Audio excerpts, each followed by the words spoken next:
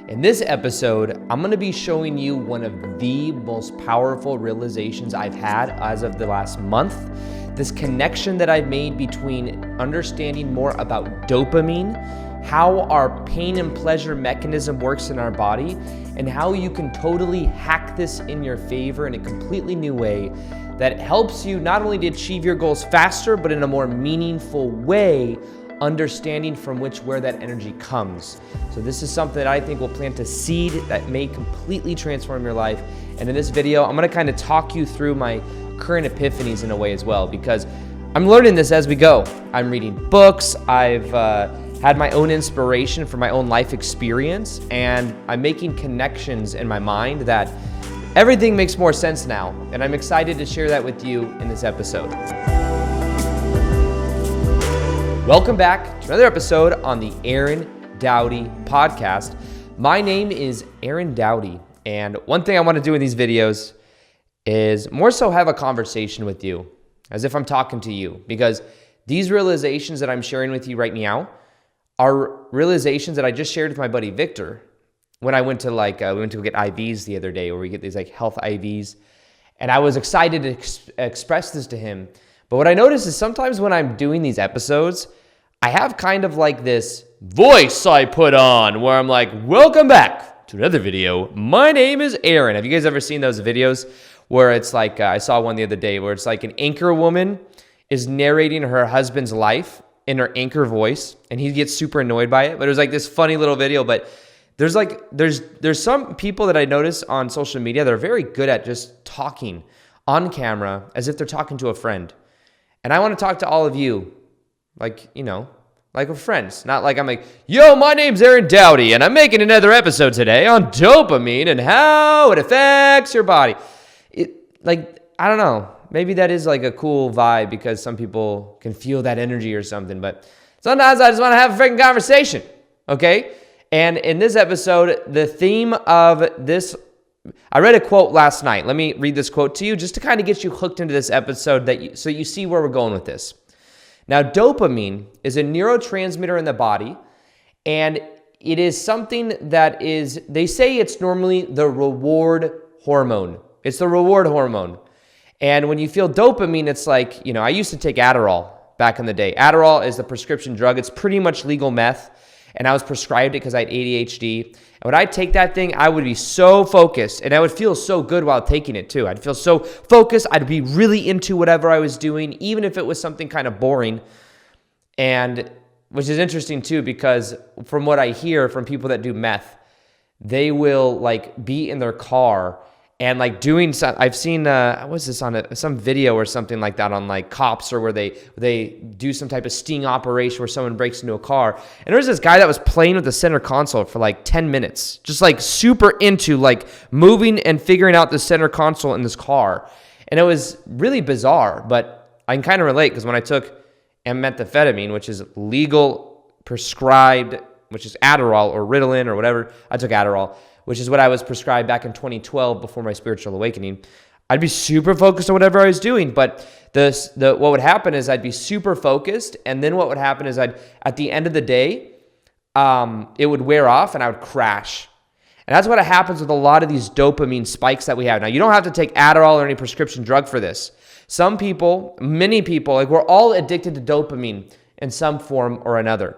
And the dopamine is, in a way, it is the reward hormone or the reward molecule inside of us. And I just got done recently watching Game of Thrones. I literally spent a month and a half binging out on 60 hours or more of Game of Thrones. And it was amazing up until the last season. Because if you've watched Game of Thrones, then you know what happens in the last season. I was so late on that whole thing, by the way. Years later, I was I know once I start watching Game of Thrones, I'm going to get addicted, I'm going to finish it. And I did. I got sick 2 months ago, and I was this is a great opportunity for me I can't do anything else. I got that thing that was going around, still going around, but if you say it, social media and the algorithms don't like it because everything's controlled in a weird way. But basically, I realized that So for me, dopamine, I realized this even 3 months ago, 4 months ago, is that I watched the show Vikings Amazing show, one of my favorite shows. Before that, I watched Breaking Bad. Also an amazing show. These aren't the highest vibrational shows. So if you're listening to this podcast and you're like, oh, he seems so high vibe. I bet you he just watches this stuff that just blasts his third eye open and his root chakra just becomes so like when he watches these shows. No, some of these shows are not the highest vibrational shows, but they make you release a lot of dopamine because you get bought into the stories. So 3-4 months ago, I watched Vikings. Not even. 2 or 3 months ago, I watched Vikings. Binged it. Watched it all. Finished it. Missed it. So guess what I found? I found Game of Thrones. And then I started watching that. And guess what? It took me 2 seasons to get into because there's so many damn storylines and there's so much shit going on. But by second or third season, I'm like, okay, I kind of get what's going on right now. At first, I'm like, who are these freaking characters? I was like, can we just keep it simple? I was like, Vikings only had 2 or 3 storylines going on at a time. This has 6. It's too much. But eventually what I did is I got hooked into Game of Thrones, and then Game of Thrones ended. Guess what? I'm like looking for something else now to put my dopamine into. Where can I put my energy? Is there another show? My buddy Matt's like, you got to watch The Last Kingdom. It's kind of like a mix of Game of Thrones and Vikings. I'm like, oh, maybe this is the key. Maybe if I just find this other show, then I'll have something to do at the end of the night where I work hard during the day, and then at the end of the day, I just get this big dopamine reward chemical that flows through my body.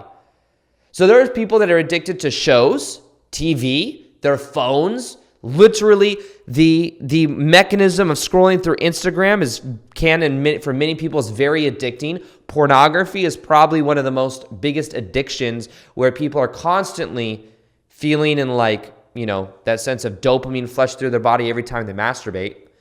And people become addicted to that. There is substances. This is another huge one. Alcohol. If you look at these graphs, by the way, these waves, what happens is when you take and you start drinking alcohol, it gives you a big dopamine. Rush, and then it starts falling down after a while.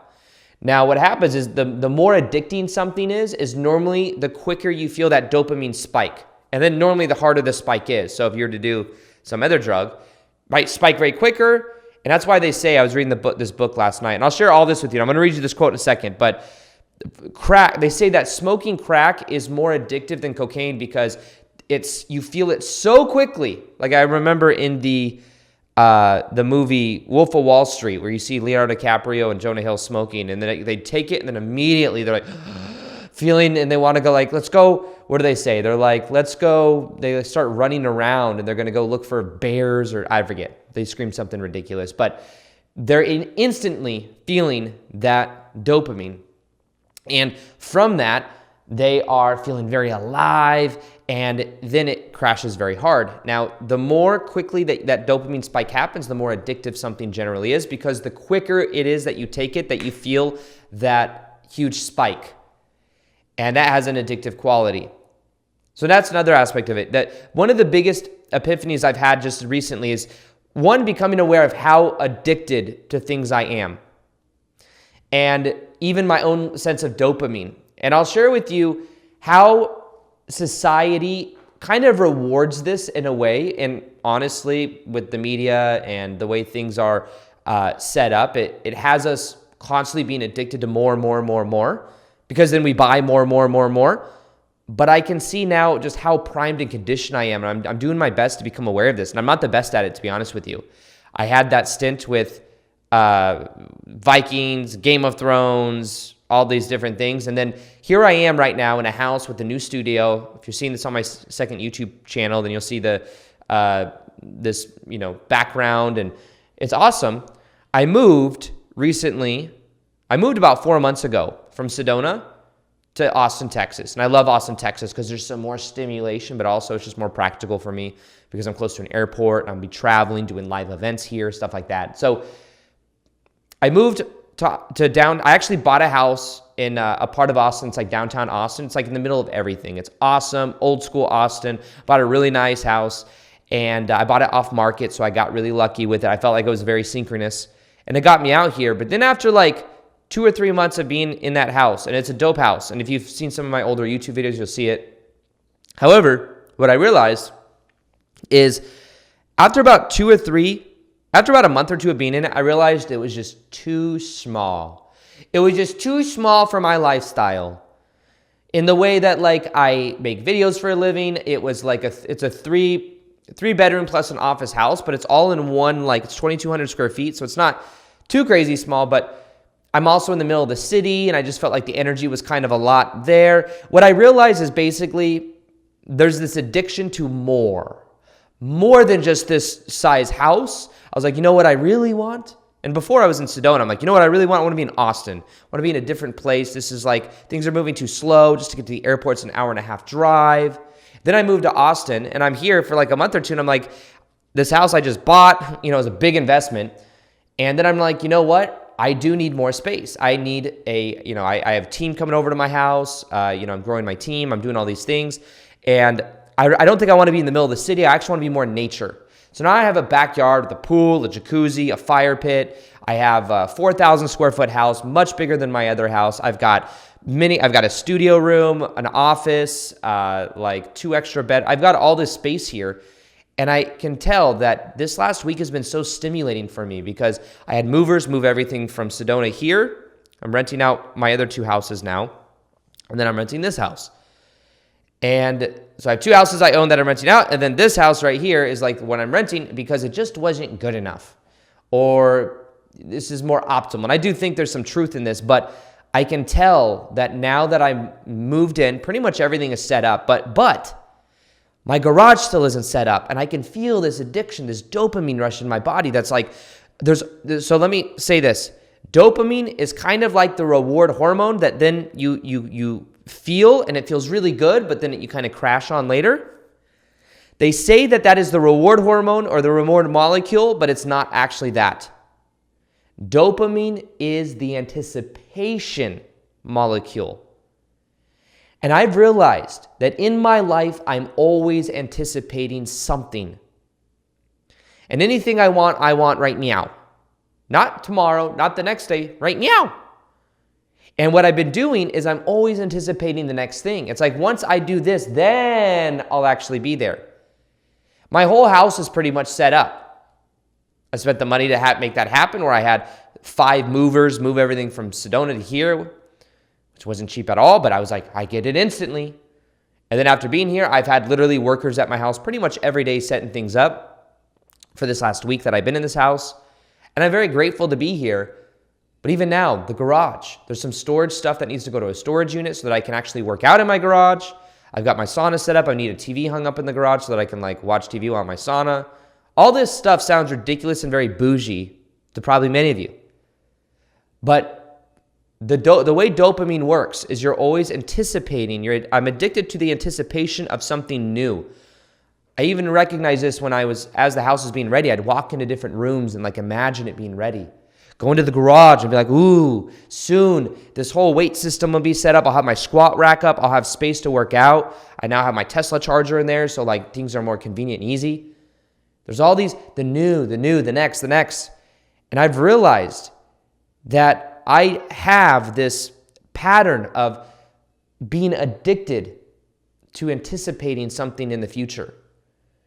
And what I want to do in this episode is merge that of both dopamine and understanding its relation to manifestation and how it also relates to wanting, to craving, to getting more, and how in society this is normally actually rewarded. If you look at someone like Kobe Bryant,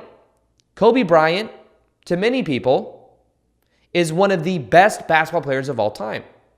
Some people, he's one of the top 2 for sure. And I would say for sure top 2. You got Michael Jordan, you got Kobe. 2 best basketball players of all time. Both of them are completely addicted to the dopamine high they get from what they do, of being the best, of being passionate about basketball. Kobe and MJ both were just totally addicted to winning, totally addicted to the dopamine rush they would get from winning, and that helped drive them to become as successful as they were.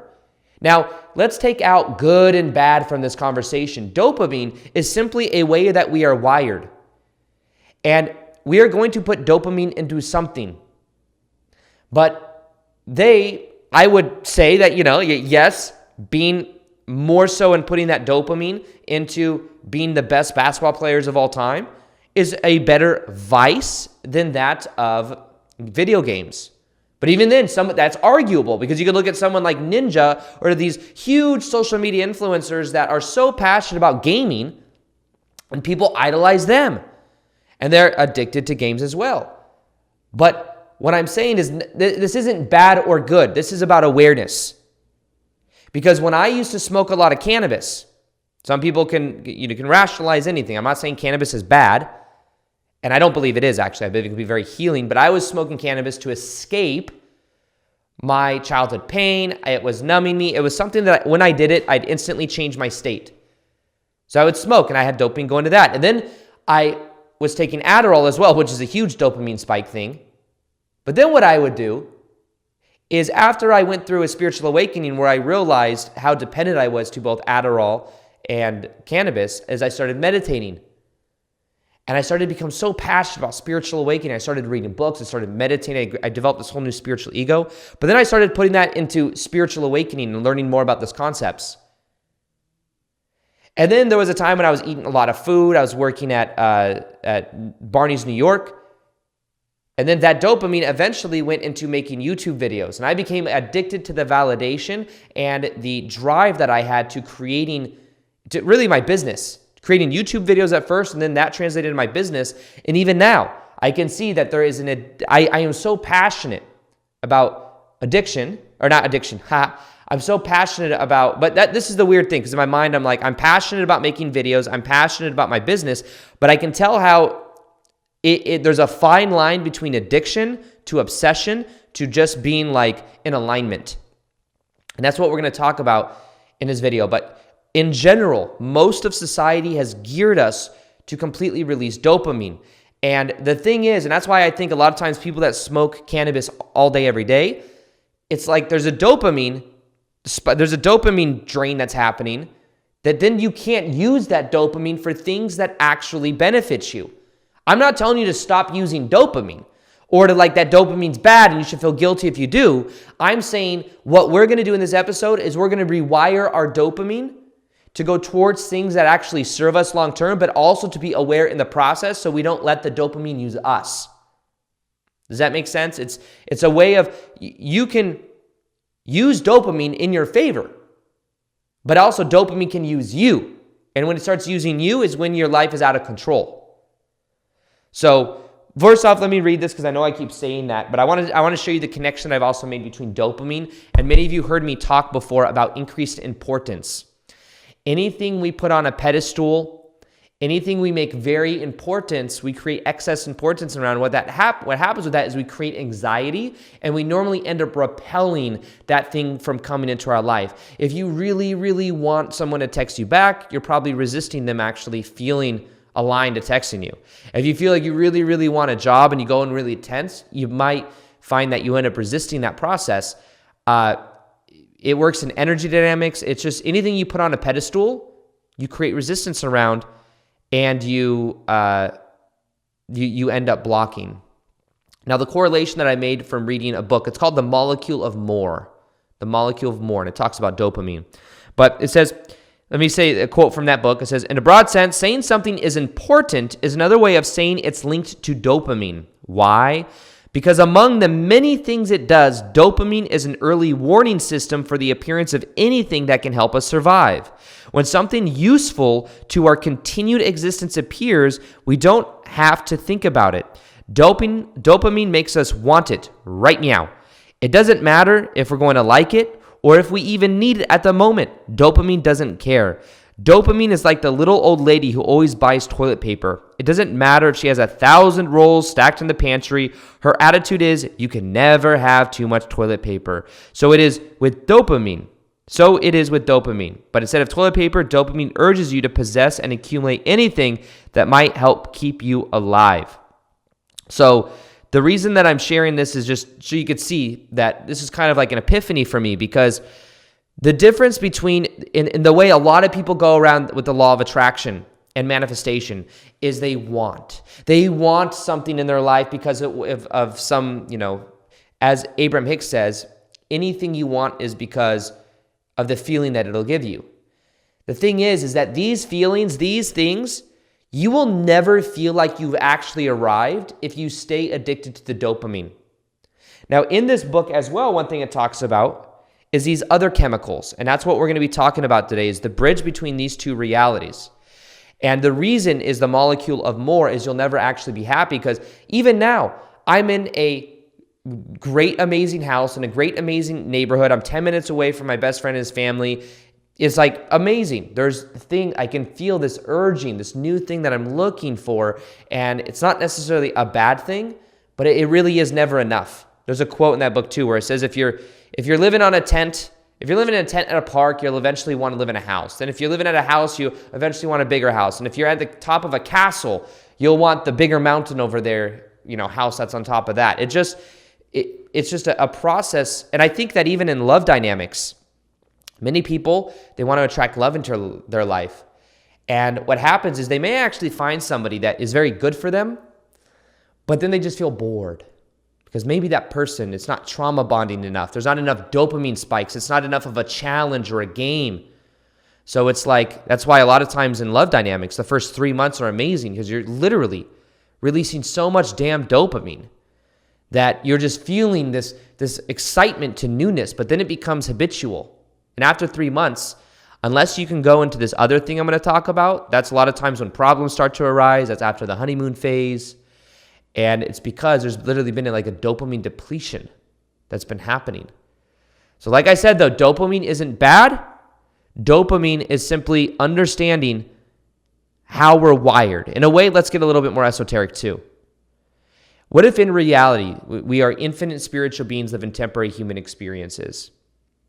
And what happened is when at a higher level, say there's these extraterrestrial beings at a higher level that are higher dimensional, and they're like coming up with and they are us, by the way. That's what I believe. I believe that we are eternal spiritual beings living temporary human experiences, that in this 3D physical avatar body, this is in a way like a system that's been set up to where we're all these humans, but there's a certain way that we're wired, and there's a certain intention behind that. We want to extend our species. So we've programmed that when we're having sexual dynamics between each other, it feels really good. And if it feels really good, you'll be more primed to do it, to then continue the evolution of the species, so that we can continue to evolve and have life experience in what we're going through. Now, in a way, what if part of dopamine, in a way it's a survival mechanism that we use, and it's a way that we've programmed our avatars to progress, to experience more. So it's not actually a bad thing. But imagine that experiencing more, there's a limit and an exaggeration that can happen to that, where you get totally lost in the process and you become totally addicted. So in a way, the molecule of more, or the molecule of dopamine in our bodies, is there for a specific purpose. So it's not bad, it's not good. It's just like emotions. Emotions aren't bad. The emotion of fear, back in the day, if none of us had fear back in the caveman days, we'd all venture out towards the mountain lions and shit, and we may not survive. Fear actually has a purpose. So it's not good or bad, it just is. It's just about becoming aware of it. And the same with dopamine, we become aware of it, because I would say that a lot of my success in life, to me, creating business like what I have in my life, the ability to have 2 houses and rent this house or whatever, that has come from dopamine. Those are not bad.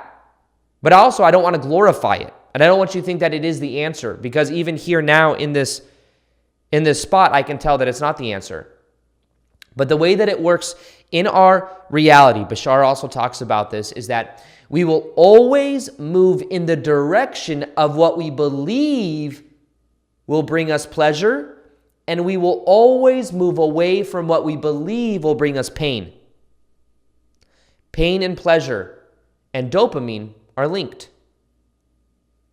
Dopamine's like the reward, the anticipation. It's like it's a hormone in the body that makes us crave more, and maybe even crave the familiar, even if the familiar is toxic. But the best thing about this is what we define as this is completely up to us. I used to find my dopamine fix when I worked that 9-to-5 job selling women's shoes and the food that I was eating. I would go to lunch every day at this place called Table 10 in the Venetian Hotel. And this place is owned by Emeril Lagasse. It was delicious. It was like $20 to $30 a day I would spend on food. And I wasn't making crazy amounts of money. Just on lunch, I'd spend that. And that was a lot of money for me back then. And I was like, but I was there was a rush that I got from eating this like delicious food, not the healthiest, of course, probably a lot of sugar in it and stuff too, but it was freaking delicious. But I'd get it there. And then I would go home and I'd watch YouTube videos. And I on my lunch break, I'd get a dopamine rush because I had vloggers that I would watch on my lunch break. And that's where I was putting all my energy. And that's where I'd get my dopamine fix. But then eventually I started making YouTube videos. And then I started to get rewarded. So at first, I probably associated pain with making videos because I'd care what people thought. It seemed like a lot of effort. But then I started to associate a lot of pleasure with that of making videos because I started having a vision, anticipation, a dopamine spike towards me not working a 9-to-5 job and me doing what I love full time. And I lived at my dad's house. Many of you know the story. February 2017, I started making daily videos on YouTube. I was working 40 hours a week and making videos like 20, 30 hours a week. I was very busy, but I became addicted to the growth. Once I saw a video that started to go viral, after about 3 weeks, I had a video that started to pop. And I was like, it was such an adrenaline rush. I remember feeling like, oh, this can work. I started to believe in myself even more. And I started to feel like what I had to say had value. And I started to even double down on it even more. And I started making more videos and getting more ideas. And I started seeing more of the comments come in from people saying it changed their life or it gave them some benefit or whatever. And then it would fuel me. And then for 2 or 3 years, I continued to make videos on YouTube every single day, even though after 6 months, I went full time. Because once I hit 100,000 YouTube subscribers in August of 2017, it wasn't enough. I thought it was. I woke up one day, realized I had another video going viral, and that put me to 100,000 overnight. I went from 97,000 to 100,000 literally overnight. I was planning out what I was going to do for 100,000. I'm going to do this Q&A and all this cool stuff. But I was very focused on the numbers. But once I hit 100,000, that day I went to the gym thinking like this huge ego thing where like I'm like, once I hit a certain number milestone, I'm gonna have all these people coming up to me like, Aaron, I know you from YouTube. Aaron, I know you. I know you. I know you. And then what happened is I go out and it's like, feels about the same. Well, you know what? Just haven't hit it yet. 100,000 is good, but what about 250,000? That's $250,000. That's a much bigger number. And then I got there, and then it was 500,000, then it was 700,000. And it's like, oh, now I'm closer to 1 million. Then it was 1 million. It just never ends. Even now, it's like 1.1 million subscribers. But now I really genuinely have detached from caring about, I don't even check the numbers.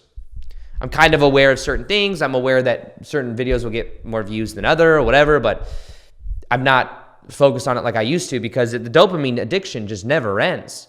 But I'm not saying this is even bad.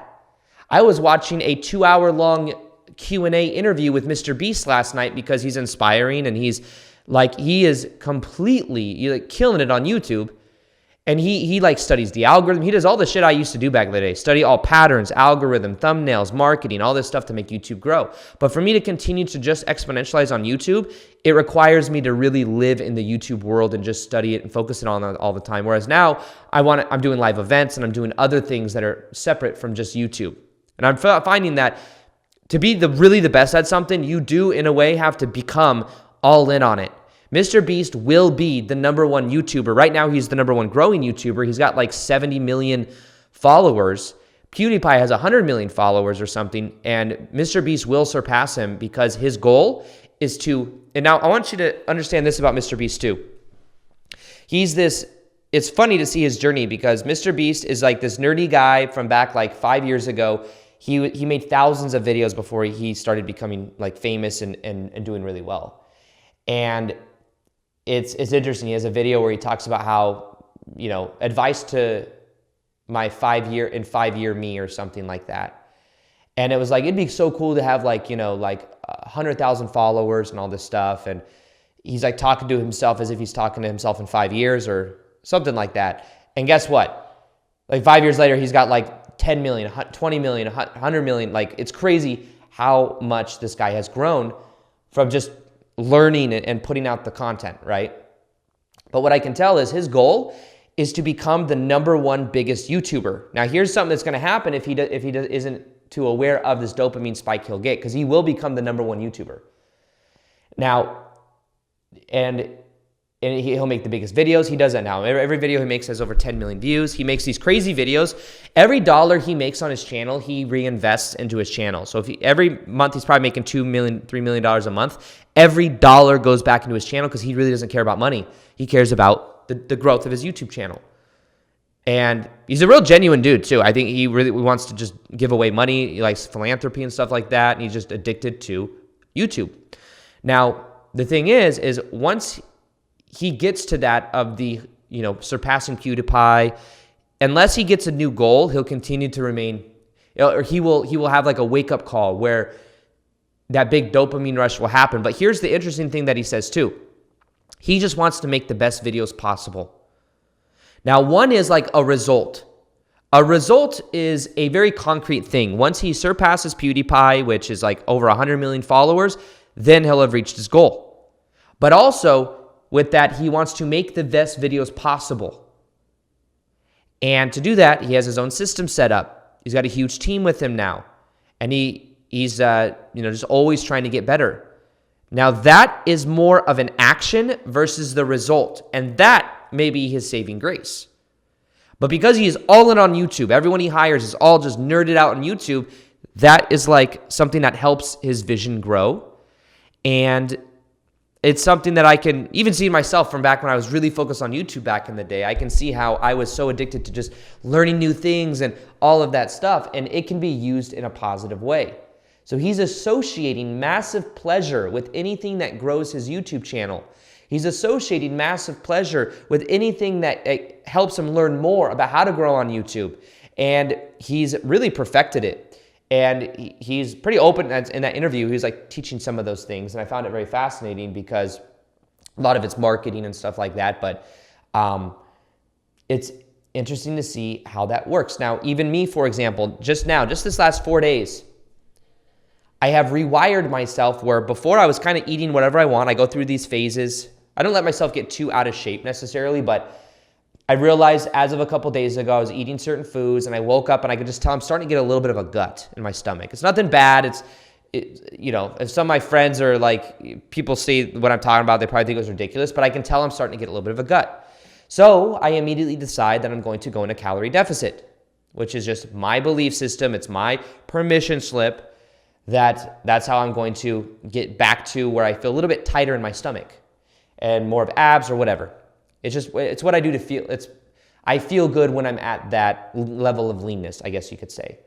So now I'm switching up and I'm eating less food. I'm actually counting my calories again, and I'm being very aware of what I put in my body. Now before, I would associate more pleasure and I get more dopamine from eating foods, just kind of eat what I want. There's these chips I eat that are just freaking addictive and they're so good and they're somewhat healthy, so it's easy to justify. But I feel pleasure when I eat them. And then when you eat certain sugar, many of us will be addicted to different sugar and stuff like that, but I can see how that becomes just a snowball to where then it becomes normal. But after 2 or 3 days of this like deficit, I'm starting to get used to it. But not only that, I wake up in the morning, I feel tighter. It feels better. That's the payoff I'm getting. Now, I'm associating pleasure with feeling leaner. I'm associating pleasure with like going to bed. Even though I'm going to bed a little bit hungry, I'm going to bed and it's like I'm able to, in a way, feel that there is a payoff there. And there's almost a dopamine spike you'll get from that like new way of rewiring yourself. Now, what they've shown, even with rats, is you can put a rat or a mouse on a hamster wheel or a hamster. I think I don't know what it is. But anyways, when they start becoming addicted to the hamster wheel, some of them will literally run themselves to death. Some of them will run themselves so much that you know how it's a little hamster wheel? Their tails will curve up. Like they get out, their tails are curved up because they've been running so damn much. There are people that I see at the gym that are addicted to the gym. They get a dopamine spike when they go to the gym. Now, this isn't a bad thing. It is a bad thing when it becomes you can't control it or it starts using you. But the awareness is the middle ground here. And I'm going to share with you the cure here in a second as well, the other hormones that we need to be focused on and how we can do that. But you could be releasing that dopamine by playing video games, by jerking off, by toxic relationships. You're going to release it somehow. But if you start to realize that whatever you associate with pleasure, you move towards, and whatever you associate with pain, you move away from, you can start to more so look at what are you primed by? What are you driven by? Because it can be a good thing to be driven. When you start going to the gym, like let's say you start going to you've never been to the gym before. You start going to the gym at first, it's going to kind of suck. You're going to feel from going to the gym like sore. And you're like, oh, this is kind of negative. But then you're going to start going, going to get an endorphin rush, an adrenaline rush. You're going to start to get dopamine, start to feel good. And then you're going to want to go more and more. And that's not necessarily a bad thing. But if you start overdoing it to where you have to always be working out, and it's like your abs, like, I could see body dysmorphia and stuff happens when the extreme of it gets there. But there's nothing wrong with having goals. There's nothing wrong with having a vision. There's nothing wrong with using dopamine in a way that actually fuels you versus being used by it. The key here is to choose it, to choose what your dopamine is, and to not be ran by it. Like the phones, I think, is probably one of the most addictive things. And if you were to also go on like a dopamine detox and detox some of these things in your life, you will then have the clarity, you will then have the motivation and the inspiration to put it towards your dreams. What's funny is when I start dialing in on my own diet, I notice that affects different areas of my life. I get more clear on my business. I was telling Victor yesterday, my buddy, I'm trimming the fat on my body. By trimming the fat on my body, I'm like in a calorie deficit. I'm doing a little bit more cardio. And I've gone through many phases of this. I enjoy it. Actually, it makes me appreciate food more. And I'm also trimming the fat in my business. In my business, I've got like 10 products. I've got all this stuff going on, and I'm actually simplifying things now. And it's a metaphor. But my discipline becomes stronger when I do this too. And it's easier. Like I got my cold plunge set up now. I'm going to be doing cold plunge. I'm getting up, going in the sun right when I wake up. I'm just doing things with more awareness than I would normally do when I kind of get lost in a snowball effect of like eating more unhealthy food and just like wanting to looking forward mainly to watching Vikings at the end of the night or something. That changes everything. When you stop putting your energy in the stuff that doesn't really fuel your dream, you'll then have the energy to put it into other things. That's why saying no and like detoxing off of these things might be a good thing, and to actually put it in your passion. What are you passionate about? Now, here is the other side. So in the book, The Molecule of More, it talks about the dopamine, which is like the more molecule, but then there's this other one called H and N molecules. So H and N are the neurotransmitters we call the here and now molecules, or the H and Ns. Most people have heard of the H and Ns. They include serotonin, oxytocin, which is the bonding molecule, endorphins, your brain's versions of morphine, and a class of chemicals called endocannabinoids, which is your brain's version of marijuana. So that might be, I think when people become really addicted to marijuana, it's like you're getting a little bit of both. That's why there is a dopamine rush that you get, but there's also the cannabinoids in the brain thing where you're like really just okay with the here and now. I don't really need to take action. Everything's good. And that can actually be a good lesson too. Is like learning to be more present to the moment, So that's what I'm saying. Cannabis even isn't bad. It's not good. It's not bad. It's neutral. Depends on how you use it. I don't personally smoke cannabis. I used to back in the day. Maybe every now and then. I've taken a hit every now and then for very special occasions. But other than that, I don't drink. I don't smoke. I like when you're really passionate about what you do and you get your dopamine from like your passion, it's a different thing. It's a totally different game. So as opposed to the pleasure of anticipation via dopamine, these chemicals give us pleasure from sensation and emotion. In fact, one of the endocannabinoid molecules is called anandamide, after a Sanskrit word that means joy, bliss, and delight. So according to anthropologist Helen Fisher, early or passionate love lasts only 12 to 18 months. After that, for a couple to remain attached to one another, they need to develop a different sort of love called compassionate love. Compassionate love is mediated by the H and N's because it involves experiences that are happening right meow. You're with the one you love, so enjoy it. So this is the main difference that I want to share with you, and maybe mainly the whole point of this episode. When you're doing things because of what it'll get you, because of the end result. If you're making YouTube videos so that you can have 100,000 YouTube subscribers or hundreds of millions of views or whatever, that's results-based and that is dopamine-focused. It will help you get further. It can help you. Wanting can still help, but a lot of times wanting, you're then lacking. And then by the time you get there, you realize it's not enough. You need more because you become addicted to the dopamine. Now, when you do things because it's who you are, when you do things because it's what you enjoy and you can be present with where you are and happy with where you are, that's the H and N chemicals. Bring the awareness into your body.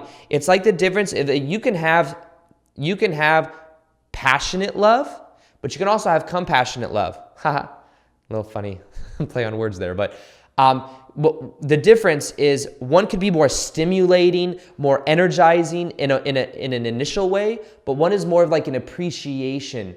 It's a different energy. And one you're more in the moment, and one's more to get somewhere. It's to get to the end result.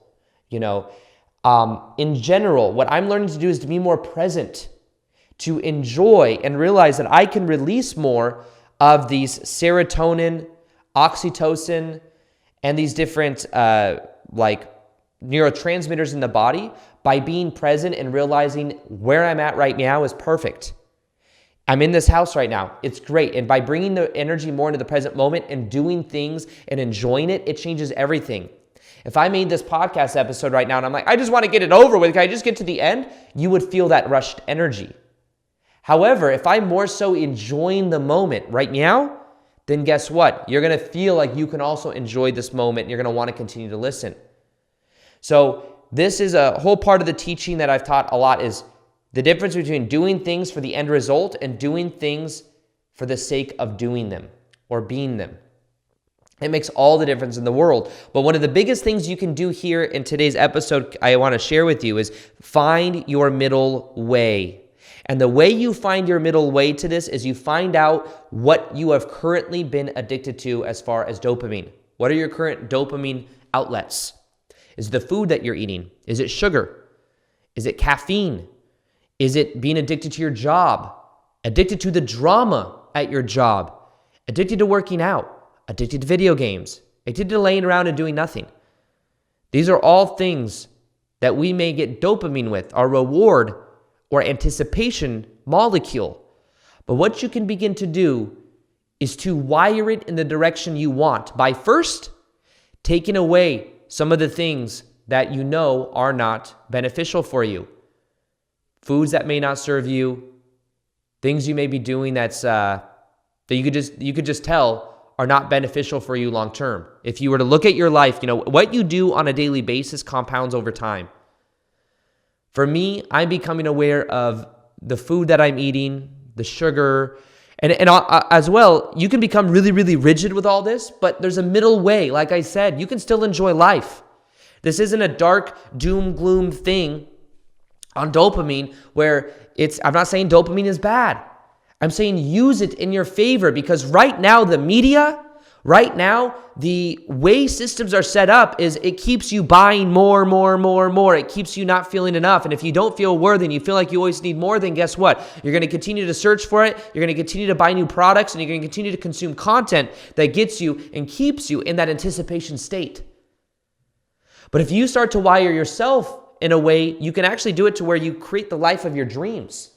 Not by getting lost in it, but when you are really passionate about what you do, you will release dopamine, but you will also release the here and now chemicals because you can enjoy the process along the way. It's not about the YouTube subscribers. It's not about the millions of dollars or whatever, hundreds, you going full time or whatever it is. It's about also enjoying this moment right now.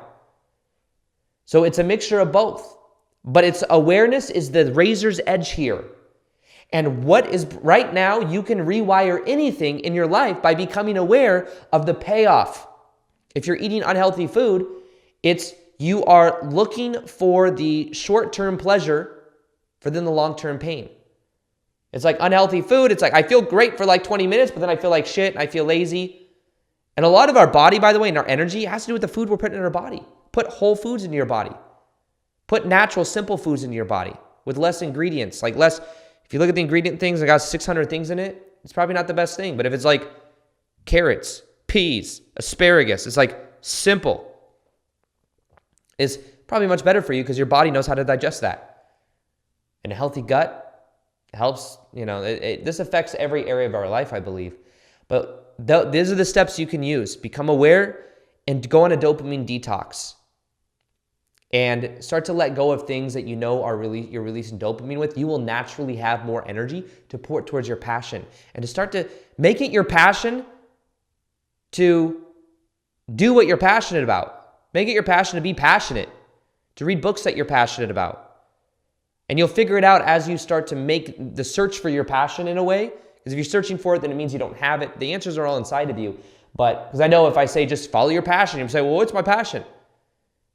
Become passionate about finding out what that is. And as you do, you will then see that you can then fuel you living your dream life. You'll then see that as you have that kind of energy, it affects so many different layers for yourself. But do things and really focus on being passionate and having the goals, not getting lost with them. It's still good to have the goals, still good to anticipate, but realize how often are you doing it? And can you also be happy with the here and now? Here and now. Be present inside of your body. I've been going into nature. I've been just taking a deep breath and just relaxing. I realize I put this pressure on myself. I got to make 3 videos a week, a podcast. I got to do all this shit every week. What if I just chilled out and realized that when I did it, if I just focused on me being more passionate and in the moment, that naturally I'll come up with the right video ideas. Naturally, it won't feel like it's so hard to do. So that's what you can do, is become aware of both of those things. Now the podcast, by the way, I'm doing every Tuesday. There's a new podcast episode. It was every Tuesday, Thursday. I'll consider going back to 2 days a week, but right now I'm kind of minimalizing things. I'm simplifying things. Let me know if you like it better at 1 time a week or 2 times a week. And if you let me know by screenshotting this episode on Spotify or iTunes and then sharing it on Instagram stories and then tag me at Aaron_Doughty44. Let me know what you thought of this episode. Let me know also what you're going to be doing for your dopamine detox. And maybe you could post it to your Instagram story and let people know that the dopamine detox challenge is where you're going to be letting go of for the next 30 days or 21 days. And you challenge your friends to do it as well. You challenge other people to listen to the episodes so that they become aware of these things. But dopamine's not bad. It's just about becoming aware of how you're using it in your life. And when you start to take it away from other areas of your life, it'll be easy for you to apply towards your passion and then find that middle way where you're able to be aware of it, be present in the here and now as well, and do it because it's who you are, not because of what'll get you. Instead of doing things for an end result, you do it because of it is a means in itself. That will change everything in your life. So with that being said, I hope you guys enjoyed this video. If you guys haven't subscribed to the Aaron Doughty podcast yet, you can do that on Spotify and iTunes by clicking the link below if you're watching this on the second YouTube channel. And if you're listening to this on the podcast, I do post this on the second YouTube channel as well. Sometimes I'll post the videos there. Other than that, as always, peace, much love, and namaste.